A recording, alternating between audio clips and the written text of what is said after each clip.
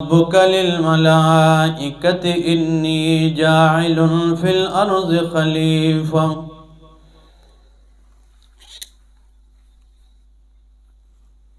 قالوا أتجعل فيها من يفسد فيها ويسفك الدماء ونحن نسبح بحمدك ونقدس لك قال إني أعلم ما لا تعلمون سبحان ربك رب العزة عما يصفون وسلام على المرسلين والحمد لله رب العالمين۔ انتہائی معزز سامعین، سورہ بقرہ آیت نمبر 30 آپ کے سامنے تلاوت کی پہلے پارے میں سے۔ یہاں سے چونکہ سورہ بقرہ میں انعامات کا ذکر ہو رہا ہے، تو یہ تیسرا انعام ہے جس کا ذکر فرمایا کہ انسانوں دیکھ لو تمہارے دادا کو میں نے کتنی عزت بخشی اور کتنا اعزاز دیا حضرت آدم علی نبینا علیہ السلام کو، فرشتوں سے بھی بڑھ کر مقام دیا، اعزاز دیا۔ تو اللہ نعمتوں کو گنوا گنوا کے تیسری نعمت پہ آدم علیہ السلام کا ذکر فرمایا،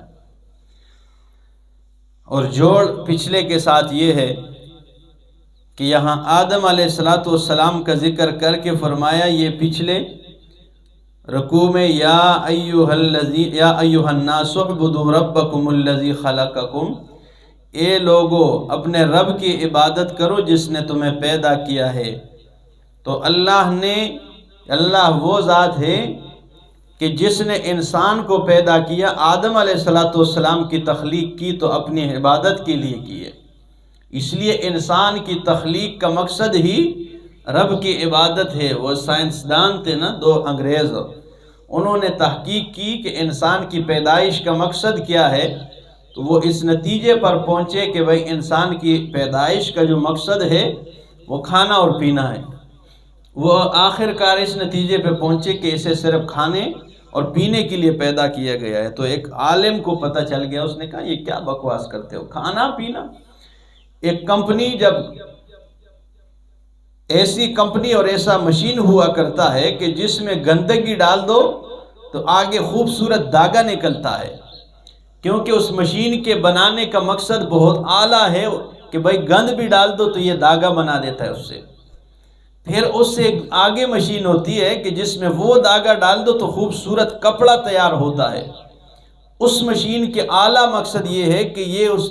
داغے سے اس طرح کپڑا تیار کر دیتا ہے، یہ اس کے بنانے کا مقصد ہے۔ تو جب ایک مشین کا مقصد اس طرح ہے کہ اس میں گندگی ڈال کے خوبصورت چیز بنا سکتا ہے، تو انسان اتنے خوبصورت اور بہترین کھانے کھا کر گندگی نکالتا ہے، اتنے اس کے گرا ہوا مقصد ہے۔ انہوں نے کہا چلو آپ بتائیں اسلام میں، انگریز جو سائنسدان تھے انہوں نے کہا اسلام میں کیا اس کا مقصد ہے پیدائش کا؟ انہوں نے کہا قرآن میں اللہ نے 1500 سال پہلے بتا دیے کہ ما خلقت الجن والانس الا لیعبدون، میں نے جنات اور انسانوں کو نہیں پیدا کیا مگر صرف اپنی عبادت کے لیے پیدا کیے۔ تو وہ سمجھ گئے کہ ہاں بھائی، تو انسان کی پیدائش کا مقصد بہت اعلیٰ ہے، اور وہ یہ ہے کہ یہ رب کا بندہ بن جائے اور رب کی عبادت کرنے والا بن جائے۔ تو اس لیے جوڑ یہ ہے کہ آدم کو پیدا کیا تو اپنی عبادت کے لیے پیدا کیا۔ فرمایا وَإِذْ قَالَ رَبُّكَ لِلْمَلَائِكَةِ، اور جب کہا تیرے رب نے للملائکۃ، ملائکہ سے، فرشتوں سے کہا انی جاعل فی الارض خلیفہ، میں زمین میں ایک جانشین بنانے لگا ہوں۔ خلیفہ کے بہت سارے معنی ہیں، یہ نہیں کہ اللہ کا کوئی جانشین نائب بنانے لگا ہوں، اپنے انسان کی پیدائش تخلیق کرنے لگا۔ یا خلیفہ کا معنی تابعدار بھی ہوتا ہے، میں ایک تابعدار بنانے لگا ہوں۔ قالو، فرشتوں نے کہا اتجعل فیہا، آیا اللہ تو پیدا کرتا ہے زمین میں من اس کو یفسد فیہا جو تمہاری زمین میں فساد برپا کرنے کا سبب بنیں گے، یہ زمین میں فساد برپا کریں گے، وَيَسْفِكُ الدِّمَاءَ اور خون بہائیں گے۔ فرشتوں کو کیسے پتہ چلا؟ بھئی وہ کوئی عالم الغیب تھے کہ آدم علیہ السلام وہ پیدا نہیں ہوئے اور وہ کہہ رہے ہیں کہ وہ تو فساد کریں گے، وہ تو خون بہائیں گے؟ فرشتوں کو وہ عالم الغیب نہیں، لیکن وہ آثار کو دیکھ رہے تھے کہ ان سے آدم علیہ السلام سے پہلے جنات آباد تھے، تو جنات جو فساد کرتے ہیں، فرشتوں نے کہا جیسے جنات فساد کر رہے تھے ایسے انسان بھی فساد کریں گے۔ یا دوسری بات، یا اس وجہ سے، یا آدم علیہ السلام کے خمیر کو دیکھ رہے تھے کہ یہ 4 چیزوں سے بنائے، آگ سے بنائے، پانی سے بنائے، ہوا سے بنائے، مٹی سے بنائے، اور یہ 4 چیزوں ایک دوسرے کے مخالفت میں ہیں۔ آگ لگی ہو اس پہ پانی ڈال دو بجھ جاتا ہے، مٹی اس پر ڈال دو بجھ جاتا ہے، ہوا آ جائے آگ بجھ جاتی ہے، ٹھیک ہے نا؟ تو آگ ہے، تھوڑی سی گرمی لگ جائے دوسرے کو پستول نکال کے گولیاں داغ دیتا ہے، بھئی دماغ گرم ہو گئے۔ تو فرشتوں نے اس لیے کہا کہ اس کا جو خمیر ہے اس میں مخالفت ہے، یہ فساد کریں گے، اس لیے کہا، وہ کوئی عالم الغیب نہیں تھے۔ تو فرمایا قالوا فرشتوں نے کہا اتجعل فیہا من یفسد فیہا ویسفک الدماء، اللہ تو پیدا کرتا ہے اسے زمین میں جو فساد کرے گا اور خون بہائے گا۔ وَنَحْنُ نُسَبِّحُ بِحَمْدِكَ وَنُقَدِّسُ لَكَ، اور حال یہ اللہ کے ہم فرشتے تیری تسبیح بیان کرتے ہیں، تیری الوہیت کے ساتھ بیان کرتے ہیں، وَنُقَدِّسُ لَكَ اور تیری پاکیزگی بیان کرتے ہیں۔ یعنی انسان پیدا کرنے کا مقصد کیا ہے؟ حالانکہ ہم بھی تیری عبادتوں میں لگے ہیں، ہم بھی تیری تسبیح بیان کرنے میں مصروف ہیں، ہم تیری پاکی بیان کرتے ہیں۔ تو اللہ نے فرمایا قال انی اعلم ما لا تعلمون، اللہ نے فرمایا میں جو جانتا ہوں فرشتوں وہ تم نہیں جانتے ہو۔ میں جو انسان پیدا کرنے لگا ہوں وہ باوجود گناہ کر سکنے کے، باوجود گناہ کے مادہ ہو جانے کے، یعنی تم اگر گناہ نہیں کرتے ہو، تمہارے اندر میں نے مادہ ہی نہیں رکھا ہے کہ تم گناہ کرو، لیکن اس کے ساتھ خواہشات بھی ہوں گے، اس کے بچے بھی ہوں گے، بیوی بھی ہوں، یہ ساری آزمائشیں اس کے سامنے ہوگی، لیکن ان سب چیزوں کو چھوڑ چھاڑ کے جب وہ میرے سامنے سجدہ ریز ہو جائے، فرشتوں میں تم سے بھی بلند مقام عطا کر دوں گا، ٹھیک ہے نا؟ یہ ساری چیزوں کو جب جو چھوڑ کے رب کا بندہ بن کے، ٹھیک ہے نا، رب کے سامنے سجدہ لگائے گا اور موحد بنے گا، تو اللہ نے فرمایا فرشتوں تم سے بھی بڑھ کے مقام، اس لیے فرشتوں سے بھی اونچا مقام اس انسان کا ہوتا ہے جو اللہ کا بن جاتا ہے، صحیح موحد بن جائے۔ تو فرمایا قال انی عالم، میں جانتا ہوں، اللہ نے فرمایا ما وہ لا تعلمون جو تم نہیں جانتے ہو، انسان کی پیدائش کے مقصد اور اسرار و رموز سے تم کیا خبر ہے تمہیں، وہ میں جانتا ہوں کہ اس میں کیا حکمت پنہا ہے، کتنی حکمت ہے اس میں۔ وَعَلَّمَ آدَمَ الْأَسْمَاءَ كُلَّهَا ثُمَّ عَرَضَهُمْ عَلَى الْمَلَائِكَةِ، اور سکھائے آدم علیہ السلام کو الاسماء كلها، ہر ضرورت کی چیز کے نام سکھائے، ثم عرضهم على الملائکہ، پھر وہ نام پیش کیے ملائکہ پر، فقال انبئونی باسماء هؤلاء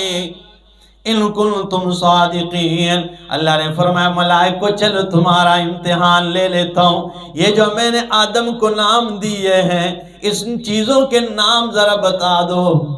آدم علیہ السلام کو کچھ چیزوں کے نام، ٹھیک ہے نا، تو وہاں فرشتے بھی موجود تھے، اچھا، لیکن یہاں پہ آدم علیہ السلام کا ذکر کیا ہے کہ صرف انہی کو، کیونکہ سوال پیدا ہوتا ہے کہ اگر فرشتے ساتھ نہیں تھے رگڑے کیوں گئے ہیں اس امتحان میں، ٹھیک ہے نا، یعنی انہیں فرشتوں کو چیزوں کے نام، اللہ نے کچھ چیزوں کے نام بتا دیے، پھر فرشتوں سے پوچھا چلو ان چیزوں کے نام بتاؤ، قالوا تو کہنے لگے سبحانک، اللہ تو پاک ہے، جب اللہ کے بارے میں سبحانک کا لفظ آ جائے کہ تو پاک ہے، کیونکہ پاک تو قرآن بھی ہے، پاک تو پیغمبر پاک صلی اللہ تعالی علیہ وسلم بھی ہے، پاک تو کپڑے بھی ہوتے ہیں، پاک تو واسکوٹ بھی ہوتا ہے۔ تو جب کپڑوں کے بارے میں، واسکوٹ کے بارے پاک ہے، اس کا مطلب یہ ہے کہ یہ محل کچیل سے، گندگی سے پاک ہے۔ اور جب قرآن کے بارے میں آ جائے کہ یہ پاک ہے، یہ ہر عیب سے، جھوٹ سے پاک ہے، اور جناب رسول اللہ صلی اللہ تعالی علیہ وسلم بھی ہر قسم کے گناہوں سے پاک ہیں۔ لیکن جب اللہ کے بارے میں یہ لفظ آ جائے کہ اللہ تو پاک ہے، ایک معنی ہے کہ اللہ تو ہر قسم کے شریکوں سے پاک ہے، تو اپنی خدائی میں یکتا ہے۔ تو فرمایا، اس لیے تو ایک شاعر نے کہا کہ وہی خالق، وہی مالک، وہی مشکل کشا سب کا، وہی خالق، وہی مالک، وہی مشکل کشا سب کا، وہی ایک غوث اعظم ہے، یہی للکار دیتا جا، وہی ایک غوث اعظم ہے، ٹھیک ہے نا۔ تو فرمایا قالوا سبحانک، جب فرشتوں سے پوچھا کہ اب بتاؤ ذرا کچھ نام بتائے، کہنے لگے تو پاک اللہ، لا علم لنا، ہمیں کوئی پتہ نہیں ہے، الا ما علمتنا، مگر وہ جو تو نے ہمیں سکھایا ہے، انک انت العلیم الحکیم، بے شک تو علیم جاننے والا ہے، حکیم حکمتوں والا ہے، ٹھیک ہے نا۔ اب سوال پیدا ہوتا ہے کہ اگر آدم علیہ السلام کو یہ شکایت ہے تو فرشتوں کو کیوں رگڑا ملا ہے؟ کہ فرشتوں کو نہیں یاد تھے اور آدم علیہ السلام کو یاد تھے، تو فرشتے بھی وہاں موجود تھے، لیکن یہاں اعزاز اور اکرام حضرت آدم کی بیان کرنا ہے، کیونکہ فرشتوں نے سوال اٹھایا تھا ان پہ، تو آدم کی شان و عظمت کو بیان کرنا ہے، اس لیے فرشتے بھی موجود تھے اور حضرت آدم علیہ السلام بھی موجود تھے، لیکن فرشتوں کا ذکر نہیں کیا کہ وہ موجود تھے، ان کو بھی نام سکھلائے، اور آدم علیہ السلام کا ذکر اعزاز اور اکرام کے لیے کیا۔ جیسے اللہ نے فرشتوں سے کہا کہ سجدہ کرو آدم علیہ السلام کو، تو ادھر بھی ابلیس بھی موجود تھا، لیکن اللہ نے نہیں کہا کہ ہم نے ابلیس کو بھی ساتھ حکم دیا ہے، لیکن رگڑا گیا ابلیس کو، تو اب کہیں گے کہ ابلیس تو تھا ہی ادھر، نہیں موجود تھا، لیکن چونکہ ادھر ابلیس پر اعزاز اور اکرام والے فرشتے تھے تو فرشتوں کا ذکر کیا، ادھر فرشتوں پر اعزاز اور اکرام والے حضرت آدم علیہ السلام، اس لیے ان کا ذکر کیا، تو اعتراض ختم ہو گیا۔ تو فرمایا اچھا، انہوں نے کہا اللہ ہمیں کوئی پتہ نہیں ہے، بے شک تو ہی علیم جاننے والا ہے، حکیم حکمتوں والا ہے۔ قال یا آدم، پھر آدم علیہ السلام سے اللہ نے پوچھا، اے آدم انبئہم باسمائہم، خبر دے انہیں، بتا دے، ان چیزوں کے نام بتائیں۔ یہ فرشتوں کو کیوں نہیں یاد تھے یہ بھی بتا دوں، اس لیے انہوں نے یاد دی کہ وہ ان کی ضرورت کی چیزیں نہیں تھی۔ مثال کے طور پہ جو آدم علیہ السلام کے استعمال کی چیزیں تھیں، اب فرشتے کھانے پینے نیند ان چیزوں سے تو پاک ہے نا، تو آدم علیہ السلام کچھ چیزیں تھیں جو اللہ نے نام بتائیں، بھائی یہ نمک ہے، یہ کھٹا ہے، یہ گڑ ہے، یہ میٹھا ہے، تو آدم علیہ السلام چونکہ انسان تھے تو انسان کی استعمال کی یہ چیزیں ہیں تو انہوں نے یاد کر لیے تھے، اور فرشتوں کے استعمال کی وہ چیزیں تھی نہیں تو ان کو انہوں نے یاد نہیں کی۔ تو فرمایا اے آدم انبئہم باسمائہم، بتا دیں ذرا ان چیزوں کے نام ان کو۔ فلما انبأہم باسمائہم، جب آدم علیہ السلام نے فر ان چیزوں کے نام بتا دیے، قال، تو اللہ نے فرمایا اے میرے فرشتوں، الم اقل لکم، آیا میں نے تمہیں نہیں کہا تھا، انی اعلم غیب السماوات والارض، کہ بے شک میں زمین و آسمان کا غیب جاننے والا ہوں، وَأَعْلَمُ مَا تُبْدُونَ، اور جانتا ہوں وہ جو تم ظاہر کرتے ہو، وَمَا كُنْتُمْ تَكْتُمُونَ، جو تم چھپا رہے ہو۔ میں نے تمہیں نہیں کہا تھا کہ یہ اس میں بڑی حکمت ہے، میں جانتا ہوں تم نہیں جانتے۔ وَإِذْ قُلْنَا لِلْمَلَائِكَةِ اسْجُدُوا لِآدَمَ، اور جب ہم نے ملائکہ سے کہا کہ سجدہ کرو آدم علیہ السلام کے لیے، اے سجدت انحناء، یعنی سجدہ تعظیم کا انحناء والا۔ اب مفسرین کے مختلف اقوال ہیں، ایک طبقہ مفسرین کا کہتے ہیں کہ یہ سجدہ انحناء والا ہے، جیسے کوئی کسی کے سامنے یوں کرتا ہے تو یہ بھی قسم کے سجدہ ہوتا ہے، ٹھیک ہے نا، یا یہ کرتا ہے، ٹھیک ہے نا۔ یا مفسرین فرماتے ہیں سجدہ بالکل یہی والا سجدہ تھا جو نماز میں ہم کرتے ہیں، لیکن سجدہ در اصل اللہ کے سامنے تھا۔ آدم علیہ السلام بطور قبلہ ہے، ٹھیک ہے نا، کیونکہ لوگوں کو بھی تو سمجھانا ہے بھائی، لوگ کوئی عام بندہ یہ نہ سمجھے بھائی آدم علیہ السلام کو سجدہ الہ مان کے، نہیں، سجدہ بالکل یہی والا سجدہ جس میں ماتھا زمین پہ لگتا ہے، لیکن سجدہ رخ آدم علیہ السلام کی طرف، جیسے ہم اللہ کو تو سجدہ کرتے ہیں لیکن رخ ہماری کعبہ کی جانب ہے۔ یہ کیوں ہم یہ چیک کر دیں میں کعبہ کے تو اللہ کی طرف، تو یہ کوئی کعبہ کو الہ پر سمجھ کے ہم سجدہ کریں، نہیں، سجدہ ہم اللہ کی طرف کرتے ہیں لیکن رخ جو ہے نا وہ کعبۃ اللہ ہے۔ تو یہ مطلب تھا، یا سجدہ تعظیم کا تھا، تعظیماً سجدہ یہی تھا کہ بھائی جھک جاؤ، ٹھیک ہے نا، لیکن جناب رسول اللہ صلی اللہ علیہ وسلم کی امت میں کی شریعت محمدی میں پھر یہ تعظیم والا سجدہ بھی کیا ہو گیا، ختم ہو گیا۔ اس لیے صحابہ کرام نے ایک دن پوچھا، یا رسول اللہ بڑے بڑے مشرکین جو ہے وہ اپنے سرداروں کے سامنے سجدہ کرتے رہتے ہیں، جھکتے ہیں، ہمارا دل کرتا ہے ہم بھی آپ کے سامنے جھکے تعظیم کے لیے۔ اللہ کے رسول نے فرمایا نہیں، اگر میں اجازت سجدے کا کہ غیر اللہ کے لیے دیتا تو میں عورت کو لَأَمَرْتُ النِّسَاءَ أَن يَسْجُدْنَ لِأَزْوَاجِهِنَّ، میں عورتوں کو حکم دیتا کہ وہ اپنے خاوند کے سامنے سجدہ کرے، لیکن چونکہ شریعت محمدی میں یہ تعظیم کا سجدہ بھی کوئی نہیں، یعنی کسی کے سامنے آپ جھک نہیں سکتے، بعض لوگوں کی عادت ہوتی ہے نا جھک جاتے ہیں، تو یہ حرام ہے بھائی، ٹھیک ہے نا، جھکنا صرف اللہ کے لیے ہے، اور بندوں کے سامنے کیا بندہ جھکے گا، جھکنا تو اس کے سامنے اچھا لگتا ہے۔ تو فرمایا اللہ اکبر، جب فرشتوں سے کہا سجدہ کرو آدم علیہ السلام کے سامنے، فسجدوا الا ابلیس، تو سب نے سجدہ کیا مگر ابلیس نے نہیں کیا، ابا واستکبر، اس نے انکار کیا اور تکبر کیا، وکان من الکافرین، اور ہو گئے یہ کافروں میں سے۔ وقلنا یا آدم اسکن انت وزوجک الجنت، اور ہم نے کہا اے آدم اسکن انت وزوجک، رہ تو اور تیری بیوی الجنتا، جنت میں، وکلا منہا رغدن حیث شئتما، اور کھاؤ اس میں سے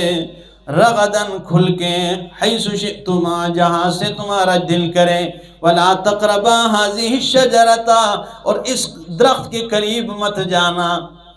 ایک درخت کے بارے میں بتائے، اس کے قریب نہیں جانا، فتکونا من الظالمین، ہو جاؤ گے تم ناانصافوں میں ہو جاؤ۔ فَأَزَلَّهُمَا الشَّيْطَانُ، شیطان نے انہیں پھسلا دیا، انہا اس سے،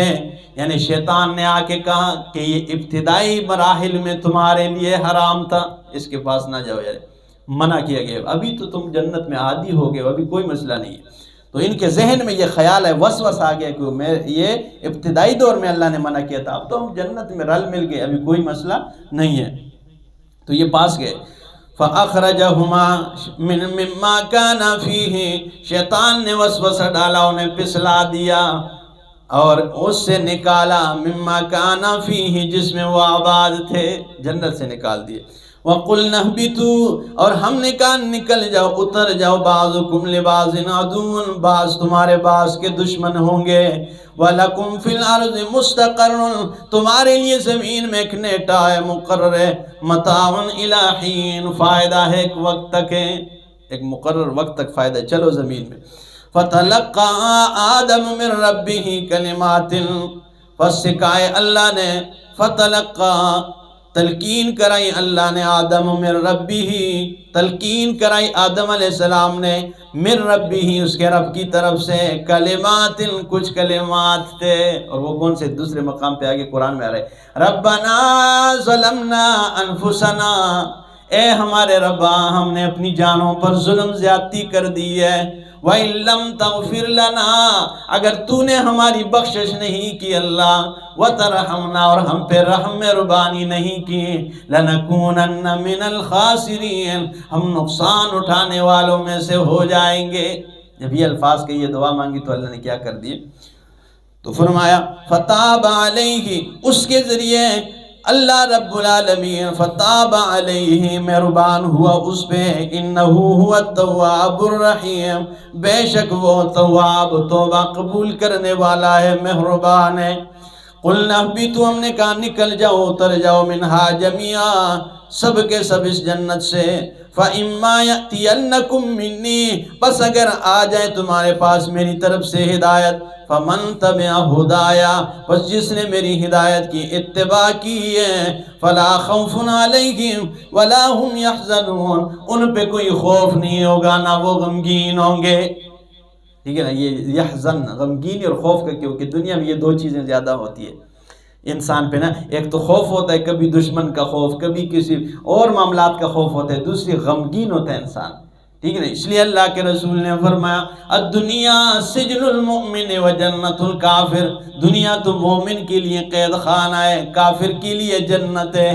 کافر کے لیے یہ جنت ہے، مومن تو قید خانے میں سمجھ کے اس میں رہے گا، ہاں جنت میں پھر اس کے لیے آزادی ہے۔ تو فرمایا اگر میری طرف سے تمہارے پاس ہدایت آ جائے، بس جس نے ہدایت کی اتباع کی، پیروی کی، تو اس پر کوئی خوف نہیں ہوگا، کوئی غم نہیں ہوگا۔ والذین کفروا، وہ لوگ جنہوں نے کفر کیا، وکذبوا بآیاتنا، اور ہماری آیات کو جھٹلایا۔ قرآن نے کفر کا فتویٰ ہر جگہ میں پہلے بتایا ہے اور کام بعد میں ذکر کیا ہے۔ لوگ کہتے ہیں مولوی سخت ہے نا، کفر نے فتویٰ لا چھوڑے، اللہ نے بندے، قرآن نے کفر کا پہلے اور بعد میں،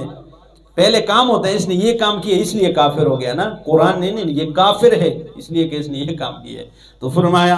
والذین، اور بے شک وہ لوگ کفروا جو پکے کافر ہیں، وکذبوا بآیاتنا، اور ہماری آیتوں کی تکذیب کی ہے، جھٹلایا ہے، اولئک، یہی لوگ ہیں، اصحاب النار، یہ آگ والے ہیں، ہم فیہا خالدون، اور آگ میں ایک گھڑی کے لیے نہیں، ہمیشہ ہمیشہ کے لیے آگ کے ایندھن بن جائیں گے۔ ٹھیک ہے نا، اللہ پاک سمجھ عطا فرمائے قرآن۔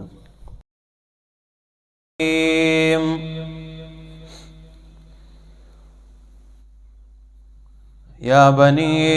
اسرائیل اذکروا نعمتی التی انعمت علیکم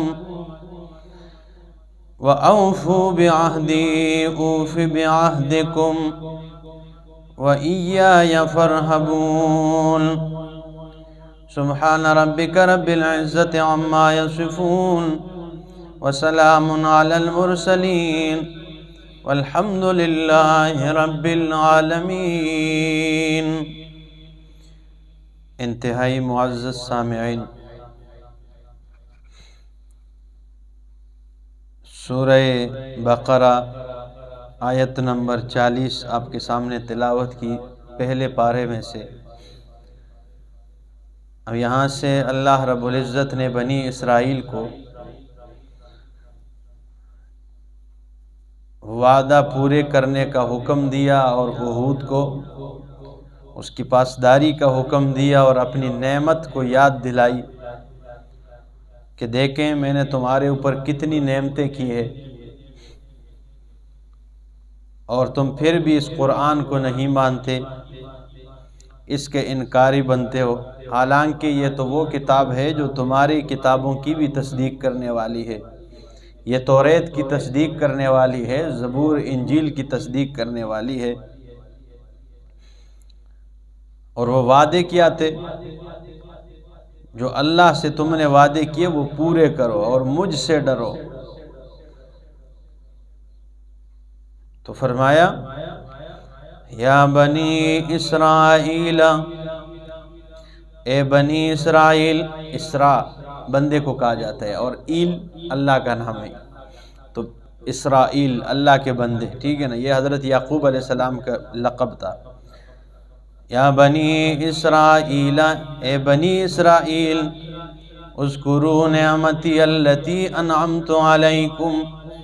یاد کرو میری وہ نعمت جو میں نے تمہارے اوپر کی ہے، وَأَوْفُوا بِعَہْدِي، اور میرا وعدہ پورا کرو،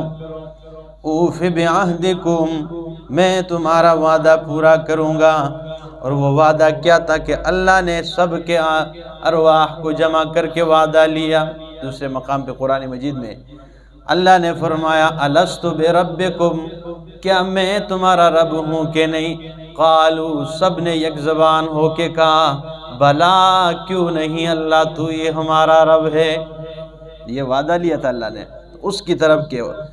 اوفو بعہدی، میرا وہ وعدہ پورا کرو، یا وہ دوسرا وعدہ کہ اللہ نے عالم ارواح میں تمام انسانیت کی روحوں کو جمع کر کے اعلان کیا، انبیاء کو بھی جمع کیا، فرمایا کہ جب پختہ وعدہ لیا اللہ نے، اذ اخذ اللہ میثاق النبیین، جب اللہ نے نبیوں سے پختہ عہد و پیمان لیا، وہ عہد و پیمان کیا تھا، لما آتیتکم من کتاب و حکمہ، اگر تم نے دنیا میں جانا ہے، میں نے تمہیں کتاب دینی ہے، حکمت دینی ہے، نبوت کا تاج تمہارے سروں پہ سجا کے رکھنا ہے، لیکن اگر تمہاری زندگیوں میں میرا وہ آخری پیغمبر آ جائے، وہ شان و عظمت والا پیغمبر آ جائے، تو پھر تم نے کیا کرنا ہے، لَتُؤْمِنُنَّ بِهِ وَلَتَنْصُرُنَّهُ، تم نے اس کے ہاتھ پہ ہاتھ رکھ کے ایمان لانا ہے، وَلَتَنْصُرُنَّهُ، پھر اس کے بعد اس کے دین میں اس کی مدد معاونت کرنی ہے۔ یہ دو وعدے۔ تو فرمایا انا، یاد کرو میری نعمت جو میں نے تمہارے اوپر کی ہے، وَأَنْ أَوْفُوا بِعَهْدِي، میرا وعدہ پورا کرو، اوف بِعَهْدِكُمْ، میں تمہارا وعدہ پورا کروں گا، وَإِيَّايَ فَارْهَبُونَ، اور مجھ ہی سے ڈرو، وَآمِنُوا بِمَا أَنزَلْتُ مُصَدِّقًا لِمَا مَعَكُمْ، اور ایمان لاؤ اس کتاب پر، انزلت مصدقا لما معکم، جو میں نے نازل کی ہے، مصدقاً تصدیق کرنے والی ہے، لما معکم، جو تمہارے پاس ہے۔ تو یہودیوں کے پاس کیا تھی؟ توریت، یعنی یہ کتاب کیوں نہیں مانتے ہو؟ یہ تو تمہارے پاس ہونے والی کتاب کی بھی تصدیق کرتی ہے، اور یہی کتاب کہتی ہے کہ تورات میں اللہ کی ہدایت ہے۔ یہ تو وہ کتاب ہے، تورات میں اللہ کی ہدایت ہے، اور کہاں پہ؟ یہ میرے سامنے 15واں پارہ ہے، اور پہلی آیت ہے سورہ بنی اسرائیل کی آیت پہلی۔ یہ فرمایا سبحان الذی اسری بعبدہ لیلا من المسجد الحرام الی المسجد الاقصی، سبحان الذی، پاک ہے وہ ذات، اسری بعبدہ، جو سیر پر لے گیا اپنے بندے کو، لیلاً، رات کے ایک حصے میں، من المسجد الحرام، مسجد حرام سے، الی المسجد الاقصی، مسجد اقصی کی طرف، الذی بارکنا حولہ، وہ مسجد اقصی کے جس کے ارد گرد اللہ فرماتے ہم نے برکتیں رکھی ہے، ہاں، سبزہ رکھا ہوا ہے۔ آج بھی دیکھ لینا، بیت المقدس کے ارد گرد جتنی خوبصورتی ہے آپ کو کہیں نہیں ملے گی، بہت زیادہ حسین درخت ہے اور خوبصورت، آپ دیکھیں نا ویڈیو پہ تو دیکھ سکتے ہیں۔ تو فرمایا الذی بارکنا حولہ، وہ مسجد اقصی جس کے ارد گرد ہم نے برکتیں رکھی ہے، لنریہ من آیاتنا، اس لیے اللہ فرماتے ہیں میں نے اپنے بندے کو آسمانوں کی سیر اس لیے کرائی ہے، لنریہ من آیاتنا، تاکہ اپنے محبوب کو اپنی قدرت کی نشانیاں دکھلا دوں، آسمان پہ سیر کرائی تاکہ اپنے محبوب کو، لنریہ من آیاتنا، تاکہ اپنی قدرت کی نشانیاں دکھلا دوں۔ آگے فرمائے انہ هو السمیع البصیر، وہ سمیع ہے، سننے والا ہے، البصیر، جاننے دیکھنے والا ہے۔ آگے فرمایا وَآتَيْنَا مُوسَى الْكِتَابَ، اور ہم نے دیا موسیٰ علیہ السلام کو کتاب، وَجَعَلْنَاهُ هُدًى، اور ہم نے اسے ہدایت کا چشمہ بنا دیا ہے۔ توریت کی طرف اشارہ ہے، اللہ نے فرمایا اس کتاب کو کیوں نہیں میں مصدقا لما معکم، یہ تو تمہاری کتاب کی بھی تصدیق کرنے والی ہے، تو یہ ہے وہ تصدیق۔ فرمایا وَآتَيْنَا مُوسَى الْكِتَابَ، اور ہم نے موسیٰ علیہ السلام کو کتاب دی ہے جو تمہارے پیغمبر ہے، وَجَعَلْنَاهُ هُدًى، اور ہم نے اسے ہدایت کا سرچشمہ بنا دیا ہے، کن کے لیے؟ فرمایا لبنی اسرائیل، بنی اسرائیل کے لیے ہم نے ہدایت بنا دی ہے، اور وہ کیا ہدایت ہے؟ فرمایا اللہ تتخذوا من دونی وکیلا، وہ ہدایت اور مین مسئلہ یہ تھا اللہ تتخذوا من دونی وکیلا، کہ اللہ فرماتے میں نے انہیں حکم دیا ہے اللہ تتخذوا من دونی، یہ کہ تم میرے علاوہ نہ بناؤ وکیلاً، کسی کو کارساز نہ بناؤ۔ توریت کا بھی مسئلہ یہی توحید والا تھا ٹھیک ہے نا، یہ مین مسئلہ اللہ فرمایا اللہ تتخذوا من دونی وکیلا، یہ کہ میرے علاوہ کسی کو کارساز نہ بناؤ۔ اور یہ قرآن کی بھی ہے، یہ میرے سامنے 29واں پارہ ہے اور سورۃ مزمل ہے، آیت نمبر 9 ہے، سورہ مزمل اللہ آیت نمبر 9 ہے، فرمایا رب المشرق والمغرب، یہی دعویٰ یہ قرآن کا بھی ہے، فرمایا رب المشرق، رب جو مشرق کا ہے، والمغرب اور مغرب کا ہے، لا الہ الا ہو، نہیں ہے کوئی معبود، کوئی الہ، کوئی حاجت روا، کوئی ما فوق الاسباب، سمیع نہیں ہے، الا ہو مگر وہی ہے، فاتخذہ وکیلا، اسی کو اپنا کارساز بنا لو، فاتخذہ حکم ہے، اسی کو اپنا کارساز بناؤ۔ تو قرآن کا بھی یہی دعویٰ ہے، تو فرمایا آمنوا بما انزلت مصدقا لما معکم، ایمان لاؤ اس پر جو میں نے نازل کی ہے، مصدقا لما معکم، تصدیق کرنے والی ہیں جو تمہارے پاس ہے، ولا تکونوا اول کافر بھی، اور اس کا سب سے پہلے کفر کرنے والے نہ بنو۔ علماء فرماتے ہیں یہ یہود کے مولویوں کی طرف اشارہ ہے کہ جب مولویوں تم اس کا انکار کرو گے تو باقی تمہارے یہ مرید بھی انکاری بن جائیں گے، کیوں انکار کرتے ہو؟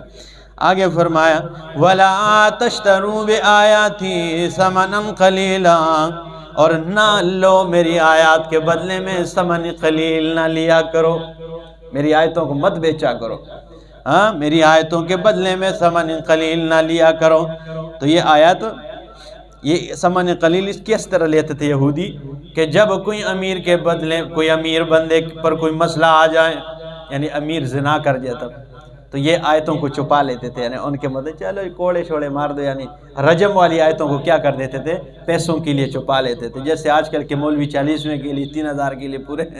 مسئلہ دبا لیتے ہیں اور واسکوٹ یوں ہو کر یہ بھاگتے رہتے ہیں 40واں کدھر ملے گا، 3000 روپے 3000 روپے 3000 روپے، یہ 3000 کے مولوی ہوتے ہیں جی، ٹھیک ہے نا، صرف 3000 روپے کے لیے اور ایک بوٹی کے لیے۔ ان ظالموں کو نہیں پتہ ہوتا ہے کہ یہ 3 سیکنڈ کا مزہ ہوتا ہے، منہ میں ڈال کر نوالا 3 سیکنڈ سے آگے آپ رکھیں گے تو الٹیاں آ جائے گی، اس کو اندر کرنا پڑے گا، پھر دوسرا نوالا لینے کا پڑے گا، اور اندر جائیں گلے سے تو اندر تو ساگ اور گوشت برابر ہے، ادھر تو ذائقے کا نہیں پتہ چلتا ہے، ذائقے کا صرف زبان پہ پتہ چلتا ہے۔ یہ 3 سیکنڈ کے ذائقے کے لیے پورے مسئلے کو دبا جاتے ہیں اور بدعات میں اور گند کے دلدل میں پھنسے ہوئے ہوتے ہیں۔ تو بالکل اسی طرح وہ بھی کرتے تھے۔ تو فرمایا وَلَا تَشْتَرُوا بِآيَاتِي ثَمَنًا قَلِيلًا، اور نہ لو میری آیتوں کے بدلے میں تھوڑا سامان نہ لو، اور یہ چھپاتے تھے آیات کو۔ جیسے 2 لڑکی اور لڑکے نے زنا کر دیا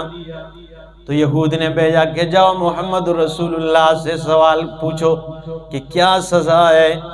شاید لڑکی اور لڑکا زنا کر کے آ جائیں، سزا بتائیں۔ اور انہوں نے سمجھایا ان کو کہ وہ کیا کہتے ہیں، اگر رجم والی بتائے نا تو نہیں لینا ہے، لیکن اگر کوئی کئی کوڑے شوڑے مار دو تو لے لینا۔ جب یہ آ گئے اور جناب رسول اللہ صلی اللہ تعالیٰ علیہ وسلم سے پوچھتے ہیں کیا سزا ہے، اللہ کے رسول نے فرمایا تورات نہیں پڑھی ہے،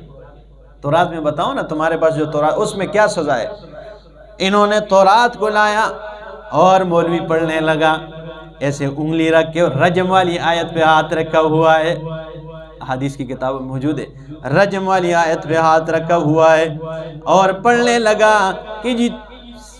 کوڑے ہی مار دو، بس ہمارے پاس تو یہ سزا ہے۔ اللہ کے رسول نے فرمایا تورات کو پڑھنے والے ہمارے پاس موجود ہے، حضرت عبداللہ ابن سلام رضی اللہ تعالیٰ عنہ، یہ یہودیوں میں سے مسلمان ہوئے تھے، حضرت عبداللہ ابن سلام رضی اللہ تعالیٰ عنہ کو بلایا۔ ہاں جی، توریت کے بارے میں جانتے ہو، وہ توریت کے بڑے عالم تھے نا، اور صحابی رسول بن گئے تھے۔ ان سے اللہ کے رسول نے فرمایا کہ دیکھ لے یہ صحیح پڑھتا ہے، توریت پڑھتے تھے نا، تو اللہ کے رسول نے ان سے پوچھا کہ آپ کو پتہ ہوگا توریت کے بارے میں، یہ صحیح پڑھتا ہے؟ جب اسے کہا پڑھو، جب وہ پڑھنے لگا عبداللہ ابن سلام نے کہا رک جا۔ عبداللہ ابن سلام فرماتے ہیں رضی اللہ تعالیٰ عنہ، اللہ کے رسول اس نے رجم والی آیت پہ انگلی رکھ کے چھپا دی ہے۔ جب اس نے انگلی ہٹا دی ہے، حدیث کی کتابوں میں موجود ہے، فرمایا کہ اس نے جب انگلی اٹھا دی باقی آیتوں میں رجم والی آیت سے چمکار اٹھ کھڑی ہوئی، ایسے اللہ نے اس میں روشنی پیدا کر دی ہے جس پہ اس نے انگلی رکھی تھی ظالم نے، ٹھیک ہے نا۔ تو یہ مطلب ہے لا تشتروا بآیاتی ثمنا قلیلا، میری آیتوں کے بدلے میں ثمن قلیل نہ لیا کرو۔ اس میں یہ دم پر پیسے جو بٹورتے ہیں، ٹھیک ہے نا، سارے دم ڈالتے ہیں، تعویذ دیتے ہیں اور پیسے بٹورتے ہیں، یہ حرام ہے، حرام۔ ان کے پاس کوئی دلیل نہیں ہے اس پہ، ٹھیک ہے نا، اور 100 بار میں کر بھی چکا ہوں، مجھے کوئی دلیل 3 سالوں میں نہ دے سکے تو آپ کو کیا دے دیں گے۔ فرمایا ہاں دم جائز ہے، صرف دم کرنا، وہ بھی مرد کو دم کر سکتے ہیں، عورت کو مرد دم نہیں کر سکتے استحصال سامنے، جس طرح ان مولیوں نے ڈرامے بنا رکھے، ہاں عورتوں پہ ہاتھ پیر کے دم کرتے رہتے ہیں، اور کبھی کیا کرتے کبھی کیا کرتے ہیں۔ پانی دم کر کے دیا کرو، اگر دم کرنا بھی ہے تو پانی دم کر کے دے بھائی، جاؤ سارے پیو، عورت پہ ایسے دم نہیں کر سکتے۔ دوسری بات یہ ہے کہ دم جائز ہے، اور وہ بھی قرآنی آیات کے سب سے بڑا دم یہ ہے، مولوی گئے تھے ہمارے پاس ٹوٹکے ہیں اور یہ لوگوں کو گمراہ کرتے ہیں نا، کہ بس لوگ سمجھے کہ مولوی کوئی دم کا پتہ ہوتا ہے۔ بھائی میں آپ کو دم بتاتا ہوں، 7 مرتبہ اللہ کے رسول صلی اللہ علیہ وسلم سورہ فاتحہ پڑھ کے اپنے نواسوں کو دم کرتے تھے، بس بات ختم۔ تو فرمایا وَلَا تَشْتَرُوا بِآيَاتِي ثَمَنًا قَلِيلًا، اور میری آیتوں کو ثمن قلیل نہ بدلوں میں ثمن قلیل نہ لیا کرو۔ میں نے یہ آیات بیان کی تو ادھر جنازگاہ کے پاس ایک مولوی نے مجھے کہا کہ جی یہ تو اس طرح، میں نے کہا دلیل ہے تو دے دو، نہیں تو مجھے بہت جلدی ہے اور میرے پاس اتنا ٹائم نہیں، آپ کے پاس تو بہت ٹائم ہوگا، میں نے درس دینا ہوتا ہے۔ فرمایا وَلَا تَشْتَرُوا بِآيَاتِي ثَمَنًا قَلِيلًا وَإِيَّايَ فَاتَّقُونِ، اور مجھ ہی سے ڈرو۔ وَلَا تَلْبِسُوا الْحَقَّ بِالْبَاطِلِ، تلبیس نہ کرو، حق کو باطل کے ساتھ خلط مت نہ کیا کرو۔ یہ تمہارا کام ہے کہ حق کو باطل کے ساتھ ملا دیتے ہو، حق کے ساتھ، یعنی جب لوگ آتے ہیں رسول کے بارے میں سوال کرتے ہیں، آخری پیغمبر کے بارے میں، یہودیوں تمہیں پتہ ہے تمہاری کتاب میں اس کی نشانیاں موجود ہے، تم ان لوگوں کو شبوں میں ڈال دیتے ہو کہ ہاں جی آیا ہے لیکن ہمارے لیے نہیں ہے، وہ صرف مکہ میں رہنے والوں کے لیے آیا ہے، یہ شبہ میں ڈال دیتے ہو بیچاروں کو، ٹھیک ہے نا۔ تو فرمایا حق کو باطل کے ساتھ نہ ملاؤ، وَتَكْتُمُ الْحَقَّ، اور تم حق چھپا رہے ہو، وَأَنْتُمْ تَعْلَمُونَ، اور تم جانتے ہو، جاننے کے باوجود بھی حق چھپاتے ہو، ٹھیک ہے نا، ہمیشہ علم والے حق چھپاتے ہیں۔ وَأَقِيمُوا الصَّلَاةَ، اور قائم کرو نماز، وَآتُوا الزَّكَاةَ، اور زکوٰۃ ادا کرو، وَارْكَعُوا مَعَ الرَّاكِعِينَ، اور رکوع کرو رکوع کرنے والوں کے ساتھ۔ مطلب کیا ہے؟ علماء فرماتے ہیں اللہ نے وَارْكَعُوا مَعَ الرَّاكِعِينَ کا اس لیے فرمایا ہے کہ یہودیوں تمہیں اپنی جگہ رکوع کرنے کا حکم نہیں دیا ہے، بلکہ مع الراکعین، جہاں میرے نبی کے صحابہ رکوع کرتے ہیں، مومن بن کے جا کے ان کے ساتھ رکوع شروع کر دو، یعنی مومن بنو اور میرے آخری پیغمبر پہ ایمان لاؤ۔ یا دوسرا مطلب فرمایا وَارْكَعُوا مَعَ الرَّاكِعِينَ، خاص طور پر رکوع کا ذکر اس لیے کیا ہے نماز میں تو سجدہ بھی ہے، ساری چیزیں، لیکن رکوع کا ذکر اس لیے کیا ہے کہ موسیٰ علیہ السلام کے نماز میں رکوع والا عمل کوئی نہیں تھا، اور جناب رسول اللہ صلی اللہ تعالیٰ علیہ وسلم کو دیے ہوئے نماز میں رکوع ہے، تو اللہ نے فرمایا یہودیوں رکوع کرو رکوع کرنے والوں کے ساتھ، یعنی مومن بن کے ان کی طرح نماز پڑھا کرو، ٹھیک ہے نا، یہ دونوں ٹھیک ہے۔ أَتَأْمُرُونَ النَّاسَ بِالْبِرِّ وَتَنْسَوْنَ أَنفُسَكُمْ، لوگوں کو نیکی کا حکم دیتے ہو، وَتَنْسَوْنَ أَنفُسَكُمْ، اور اپنے آپ کو بھول بیٹھے ہو۔ ہاں بعض ہوتے ہیں نا دوسرے کو بتاتے ہیں، مسئلہ بتاتے ہیں، جی مسئلہ بڑا سونا 10 دن پہ، لیکن عمل کوئی نہیں کرتا ہے۔ مسئلہ بتا دیتے بھائی یہ چیز حرام ہے، دوسرے دن دیکھو تو وہ سب سے پہلے سٹیج پہ بیٹھا ہوتا ہے اس حرام کام میں۔ تو یہ ہے کہ دوسروں کو حکم دیتے ہو اور اپنے آپ کو بھول بیٹھے ہو۔ فرمایا أَتَأْمُرُونَ النَّاسَ بِالْبِرِّ وَتَنْسَوْنَ أَنفُسَكُمْ، تمہاری دعوت میں اس وقت تک اثر نہیں ہوگا جب تک ایک کام پہ خود عمل پیرا نہ ہوں گے۔ قیامت والے دن کچھ لوگ لائے جائیں گے جن کے آنتھیاں باہر نکلے گی، پھر اندر کیے جائیں گے، پھر باہر نکلے گی، پوچھا جائے گا یہ کون لوگ ہیں؟ جواب ملے گا یہ وہ مولوی ہے کہ جو ایک کام کا حکم دیا کرتے تھے ولا آتی ہی، خود اس پہ عمل پیرا نہیں تھے۔ ایک کام سے منع کرتے تھے، بھائی 40ویں مت کھاؤ یہ حرام ہوتا ہے، اور خود 40ویں پہ سب سے پہلے یہ بیٹھا ہوتا ہے، ٹھیک ہے نا، یا میلاد پہ یہ ساری چیزیں، ٹھیک ہے نا۔ تو اس جواب ملے گا یہ وہ مولوی ہے اور وہ خطباء ہے کہ جو بات کرتے تھے اور خود اس پہ عمل پیرا نہیں ہوئے۔ وَأَنْتُمْ تَتْلُونَ الْكِتَابَ، اور تم تورات کتاب پڑھتے ہو،